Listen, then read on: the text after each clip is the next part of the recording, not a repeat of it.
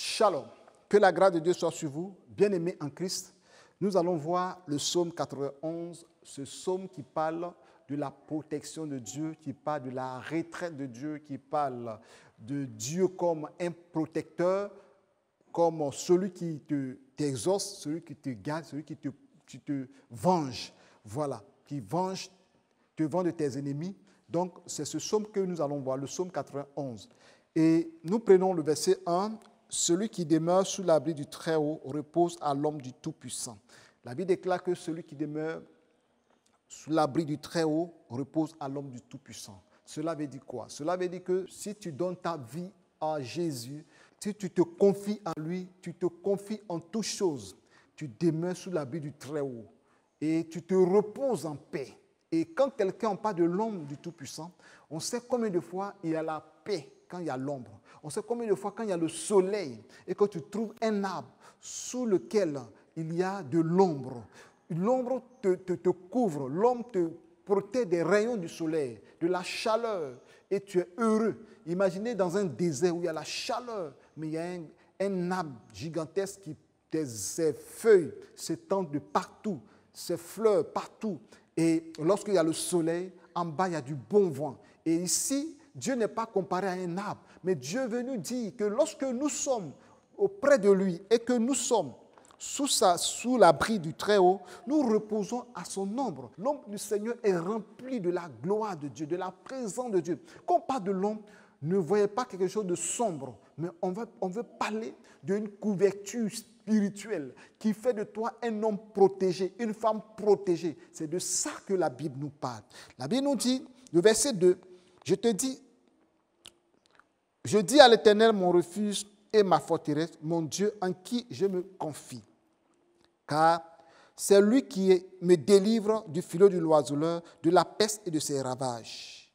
La Bible déclare que quand tu es à l'ombre du Tout-Puissant, le Seigneur te délivre de toute attaque d'ennemi, de tout ce que l'ennemi fait. Et il te délivre de la peste et de ses ravages. Quand on parle de ravages, de la peste, ce sont des maladies qui ravagent beaucoup de personnes, qui tuent plusieurs personnes à la fois.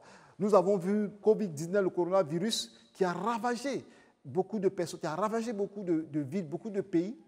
Et aujourd'hui, nous voyons la variole de singe, cette maladie qui est en train de ravager aussi au niveau du Congo et en Afrique centrale. Et dans la sous-région, on sent que c'est une maladie qui est une peste qui est en train de détruire. Donc, le Seigneur, c'est lui qui délivre de toutes ces choses-là.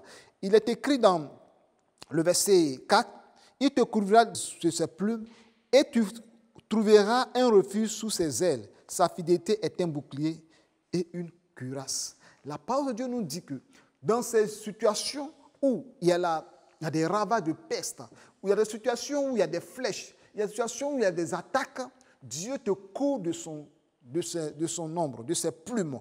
Or, lorsqu'on parle de plumes, Dieu n'est pas un homme qui a des plumes, mais la parole de Dieu nous parle de ces anges qui viennent nous garder, qui viennent nous protéger, qui vont nous mener le combat. Parce qu'il y a des anges qui ont des plumes.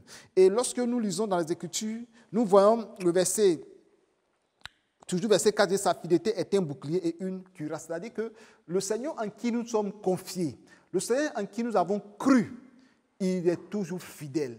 Et sa fidélité est comme une protection, un bouclier. Dieu, lorsque tu l'invoques, la parole de Dieu déclare que quiconque invoque le Seigneur sera sauvé. Lorsque tu l'invoques, il t'exauce. Et en même temps, il t'écoute et il te protège. C'est pourquoi la parole de Dieu déclare que sa fidélité est un bouclier et une cuirasse. Il te garde, il te protège.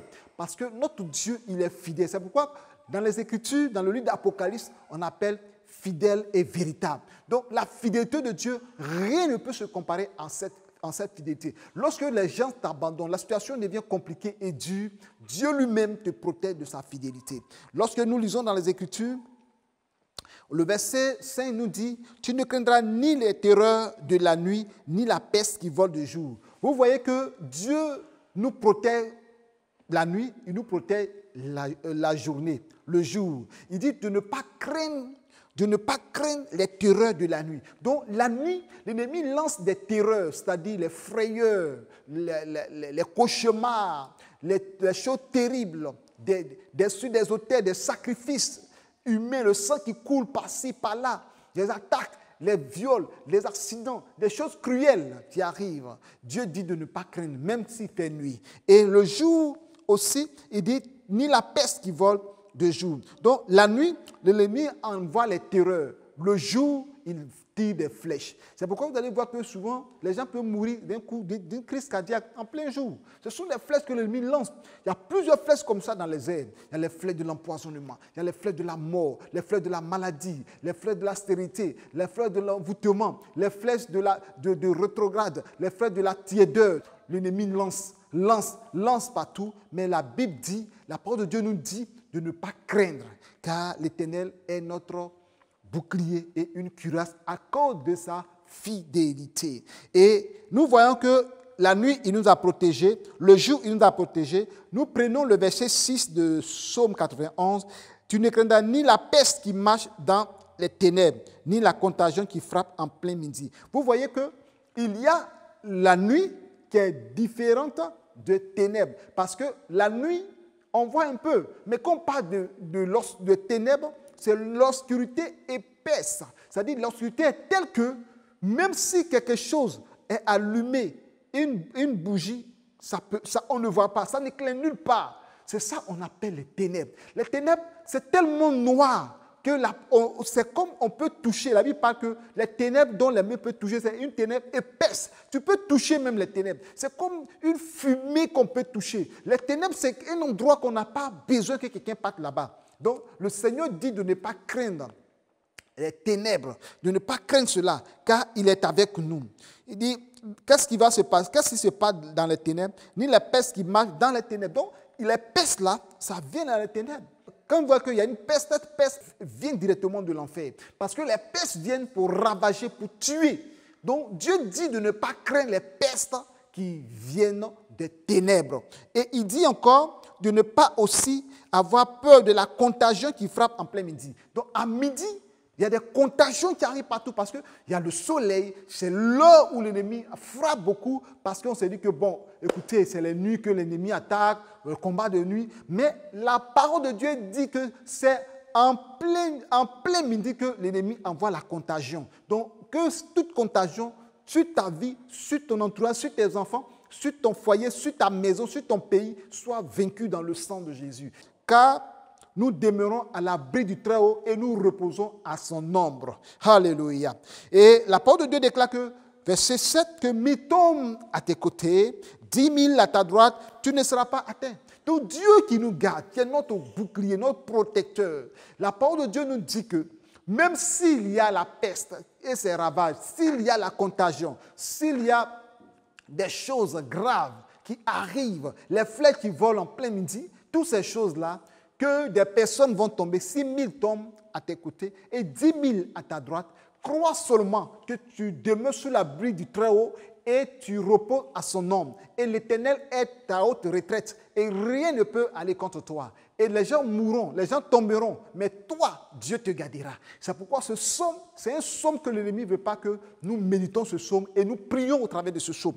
Et la parole de Dieu nous dit, au verset 8, de tes yeux seulement tu regarderas et tu verras la rétribution des méchants. Ce qui est intéressant dans cette affaire, c'est que Dieu te protège, il te garde. Mais Dieu ne va pas rester seulement à te protéger et à te garder. Mais Dieu, en même temps qu'il te protège, en même temps aussi, il combat tous ceux qui viennent des ténèbres, tous ceux qui frappent en plein midi, tous ceux qui lancent des flèches, tous ceux qui attaquent à tout moment. Et il dit, Dieu te dit, reste tranquille, que moi je vais te venger.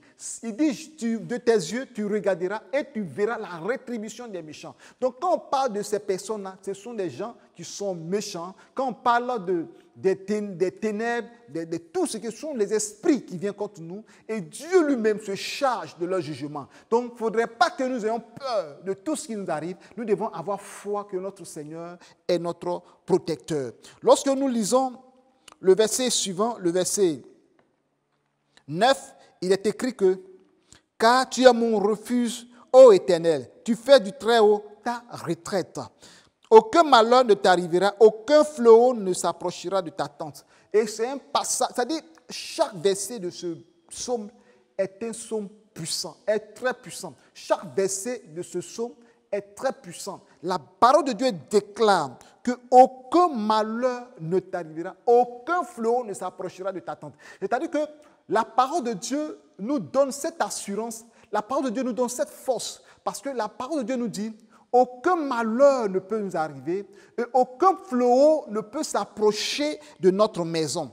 Alléluia, de notre tente. Et il est écrit qu'il ordonna à ses anges de te garder dans toutes tes voies. Donc Dieu lui-même qui t'a appelé, il va ordonner ses anges, il va envoyer ses anges de te garder, de te protéger. Alléluia. Donc, en même temps que l'ennemi vient t'attaquer le jour, en même temps que l'ennemi vient t'attaquer, la parole de Dieu déclare qu'il ordonne à ses anges de te garder. Il ordonne à tes anges de te protéger.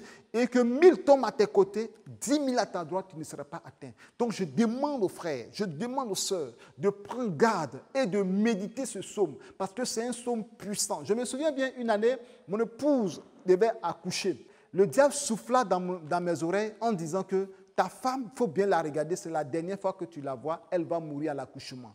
Et en même temps, j'ai eu peur et au même moment aussi, le Saint-Esprit m'a dit, aucun malheur ne t'arrivera, aucun flot ne s'approchera de ta tente. Et j'ai récité en même temps, j'ai dit, aucun malheur ne va arriver à mon épouse, aucun flot ne s'approchera d'elle, de ma maison, et elle reviendra. Et par la grâce de Dieu, par ce seul verset, j'ai eu la victoire. Combien de fois la parole de Dieu est riche d'enseignements? Combien de fois la parole de Dieu est riche de messages de guerre, de messages de combat spirituel? Il a suffi qu'un seul verset, je l'applique à ma vie et Dieu m'a exaucé. Donc, nous devons croire que le psaume 91 est un psaume de combat spirituel, un psaume de protection, un psaume de vie. Lorsque nous lisons le verset 11, « Car il ordonna à ses anges de te garder dans toutes tes voies. Ils te porteront sur les mains, de peur que ton pied ne heurte contre une pierre. » Vous voyez, Dieu sait que notre vie est en danger chaque jour, chaque nuit, chaque midi, chaque fois que nous sommes sur cette terre, nous sommes en danger. Et qu'est-ce que Dieu va faire?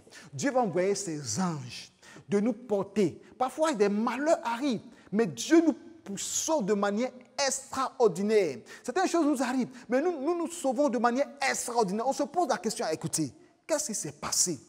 J'ai regardé sur les réseaux sociaux, il y a des personnes qui sont sur une moto, qui sont tombées devant des gros camions. Mais de justesse, les gens se sont libérés tranquillement. C'est-à-dire la voiture devait les écraser totalement, mais la voiture les a déviés, le camion les a déviés. J'ai vu aussi sur les réseaux sociaux où il y a un homme qui était là, il a senti un bruit, mais quand il voulait courir, il est tombé. Mais le bois qui est cassé est venu piquer tout juste à côté de lui. Le bois n'a pas pu le tuer. Il y en a tellement de témoignages. On a eu une vidéo aussi où un homme a été d'un coup face à face, nez à nez avec un camion. Mais un ange est quitté là-bas de manière rapide, à une vitesse éclair, a sauvé cet homme automatiquement. Donc, ils te porteront sur le même, de peur que ton pied ne heurte. C'est-à-dire de peur que tu ne tombes, de peur que tu sois écrasé par un malheur. Donc, je dis à quelqu'un, je dis à une soeur, je dis à un frère, de croire à ce passage, le psaume 91, de méditer ce psaume, parce que ce psaume est rempli de paroles de vie. Ce psaume est rempli de paroles de victoire. Lorsque nous lisons le verset 13, il est écrit, tu marcheras sur le lion et sur l'aspic. Tu fouleras le lionceau et le dragon. Vous voyez que ce sont des animaux féroces. La Bible déclare que tu marcheras sur quoi? Sur le lionceau. Or, le lionceau, c'est le petit lion. Mais tu ne peux pas venir marcher sur le lionceau et la lionne va te laisser. Ce n'est pas possible. Tu vas marcher, la lionne va te déchirer. Mais ici, puisqu'il y a des anges avec toi, puisqu'il y a la protection divine avec toi, lorsque tu vas marcher sur le lionceau qui va être piétiné, la lionne ne pourra rien contre toi. Ici, la Bible parle de lionceau, parle des démons, des petits démons, parce qu'ils sont hiérarchisés.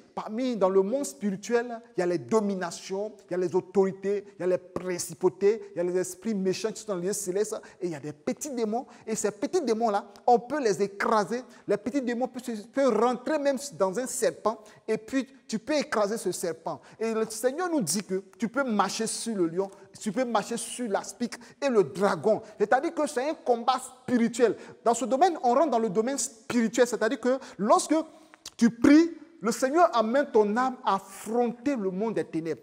Parfois, tu peux faire un son et tu peux être nez à nez avec un dragon, avec un esprit, avec un démon. Mais lorsque tu dis au nom de Jésus, l'esprit fuit ou l'esprit recule. Et l'esprit, tu vois que lorsque tu avances, l'esprit aussi recule. Et le Seigneur te dit qu'il donne le pouvoir de marcher sur les serpents et les scorpions et toutes les puissants ennemis et rien ne pourra vous nuire. Lorsque nous lisons dans ces Écritures, nous voyons cela dans le livre de Luc chapitre 10, verset 19. Donc, la même parole, Jésus-Christ l'a proclamé, nous a donné ce message-là pour dire que vous allez marcher sur le serpent et le scorpion et rien ne pourra vous nuire. Et il est écrit toujours dans le verset 14 de Psaume 91, il est écrit que puisqu'il m'aime, je le délivrerai, je le protégerai puisqu'il connaît mon nom. Vous voyez qu'il dit en mon nom, vous imposerez les mains aux malades et les malades seront guéris.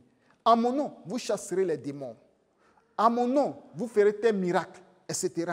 Et il dit, puisque nous aimons Dieu, Dieu, qu'est-ce qu'il va faire en retour? Il va nous délivrer. Puisque nous l'aimons, il va nous protéger. Puisque nous l'aimons, il va nous garder. Et à cause de quoi? À cause de son nom.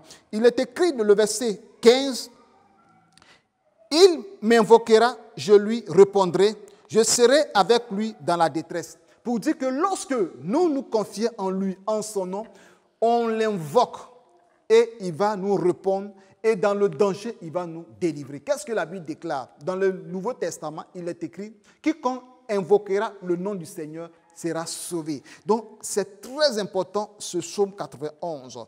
Et le verset 15 continue, dit « Je le délivrerai et je le glorifierai. » Donc, vous voyez que l'ennemi t'attaque la nuit, attaque à midi, t'attaque dans les ténèbres, en tout ce qui vient pour t'attaquer, quelle que soit l'heure, Dieu nous garde.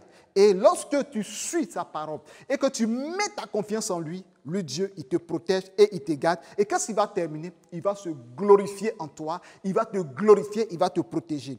Pour terminer, le verset 16, « Je le rassasierai de longs jours et je lui ferai voir mon salut. » La Bible déclare que quand c'est comme ça, Dieu va te faire vivre longtemps. Quand tu crois en lui et que tu demeures sous l'abri du Très-Haut, tu te reposes à l'ombre du Tout-Puissant, Dieu te garde et il te fait voir de génération en génération. Tu dures longtemps sur la terre, il te protège, il t'exauce. Que Dieu vous bénisse. Le psaume 91, à méditer, à lire plusieurs fois, à lire et à retenir des passages poignants parce qu'un seul verset peut te délivrer. Une situation peut se présenter, tu peux citer un verset de psaume 91 et tu auras la victoire. À plus forte raison, les 16 versets. Que Dieu vous bénisse et que sa bonne main s'étende sur vous. Je vais prier pour des personnes, que la grâce du Seigneur soit sur vous. Seigneur, je prie pour tous ceux qui ont écouté ce message, tous ceux qui croient que ce message est un message de vie, que leur vie soit restaurée, que leur maison soit restaurée, que leur attitude soit restaurée. Tous ceux que l'ennemi les attaque, qui va contre leur vie, leur maison, que ces esprits-là soient chassés dans le sang de Jésus. Merci Seigneur de nous avoir gardés, de nous avoir protégés et que ce psaume soit le feu. Qu'à chaque fois que quelqu'un récite un verset, que ce soit la victoire et les anges qui descendent pour protéger. Au nom de Jésus-Christ, Amen.